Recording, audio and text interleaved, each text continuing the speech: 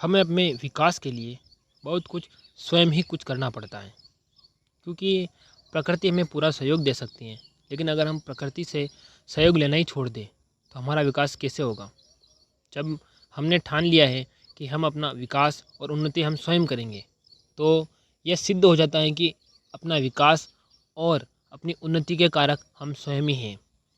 आज की वीडियो में स्पेशल ये रहेगा कि आज की वीडियो में बाहर यानी कि आउटडोर में रिकॉर्ड कर रहा हूँ, तो आपको ये लगेगा कि बाहर की जो छोटी छोटी आवाज़ें हैं वो सुनने को मिल सकती हैं।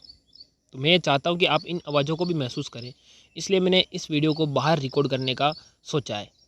तो वीडियो में आगे बढ़ने से पहले मैं सभी से यही कहूँगा, अगर आप नए हैं तो वीडियो को लाइक ज़रूर कर दें और चैनल पर सब्सक्राइब कर दें, ताकि आपको जो वीडियो का नोटिफिकेशन है वो सबसे पहले मिले। तो कहानी शुरू इस प्रकार से होती है कि एक बार की बात है, मगध के प्राचीन साम्राज्य में आनंद नाम का एक युवा बौद्ध भिक्षु था। आनंद अपनी आध्यात्मिक यात्रा को शुरू करना चाहता था और वह इसके लिए काफ़ी उत्साहित भी था। वह अपने शिक्षक बुद्ध के प्रति गहरी प्रशंसा रखता और गहरी श्रद्धा भी रखता था। हालांकि उन्हें सचेतना यानी कि माइंडफुलनेस के लिए संघर्ष करना पड़ रहा था। ध्यान और दैनिक जो गतिविधियाँ होती है उसके दौरान उसको ध्यान केंद्रित करने में काफ़ी मुश्किल हो रही थी, तो वह निराश हो चुका था। एक दिन वह उसी निराशा में वह भगवान बुद्ध के पास पहुंचा।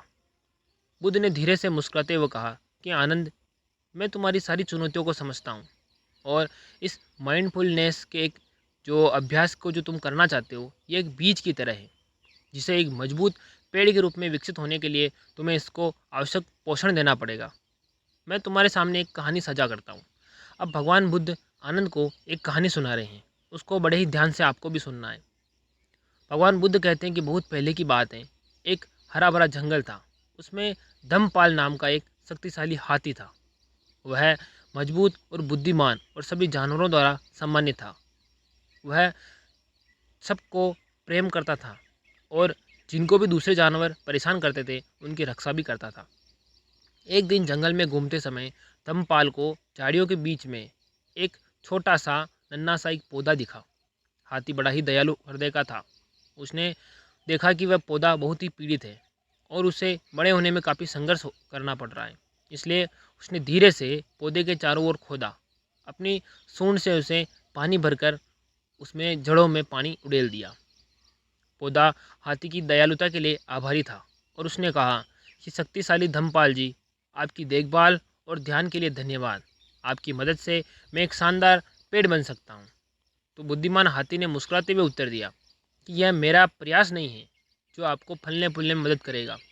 आपको अपने विकास की जिम्मेदारी स्वयं लेनी पड़ेगी।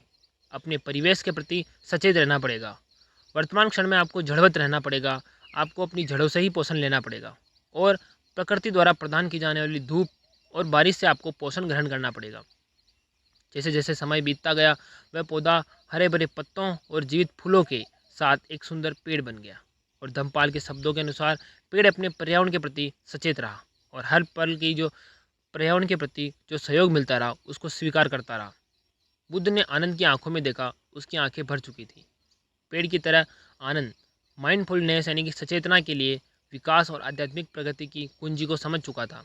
वह अपने विचारों, भावनाओं और कार्यों के प्रति पूरी तरीके से जागरूक होकर प्रत्येक क्षण में मौजूद रहने और पर्यावरण के प्रति और जिनसे भी उसको ज्ञान मिले उसके प्रति कृतज्ञता और आभारी व्यक्त करने के लिए वह वर्तमान क्षण में जीने लगा।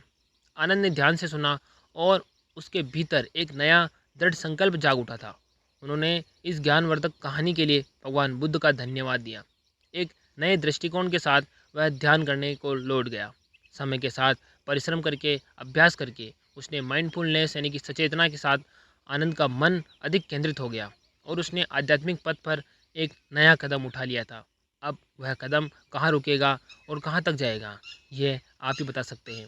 ध्यानमग्न हाथी धम्मपाल की इस कहानी से आनंद और अन्य भिक्षुओं को भी एक प्रेरणा का नया स्रोत मिल गया और अपने नियंत्रण प्रयासों और सचेतना के लिए सभी ने भगवान बुद्ध का धन्यवाद दिया।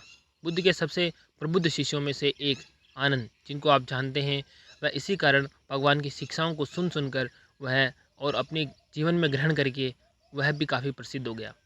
उस दिन के बाद धम्मपाल और आनंद की कहानी ने सभी बौद्धों को सचेतना में महत्व और जीवन की यात्रा में प्रत्येक क्षण उपस्थित रहने और वर्तमान क्षण में जीने के लिए उसने आभार व्यक्त किया।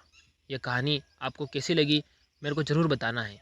एक कमेंट और एक लाइक आपको ज़रूर करना है, जिससे हम भी ग्रो कर सके और आपको भी नई नई कहानियों के साथ मोटिवेट कर सके।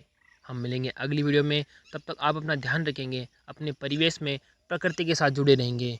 तोड़गढ़, जय मेवाड़, जय सत्य सनातन धर्म।